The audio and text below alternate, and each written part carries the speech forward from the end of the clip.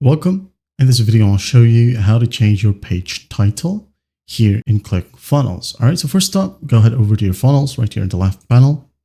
Okay, now go ahead and open up your funnel. For example, this one. Open it up and wait for it to load. Now, once it loads, go ahead and select the page where you wanted to change the page title. Okay, for example, the thank you page right here. So just for you to see, I'm going to open it up right here. And I'm going to go ahead and go to the live page. All right. As you can see, it says here, thank you page. If you want to change it, go ahead and go back to the ClickFunnels editor. Now select the page, click on three dots, then go ahead over to settings. Okay. As you can see here under SEO title, says thank you page.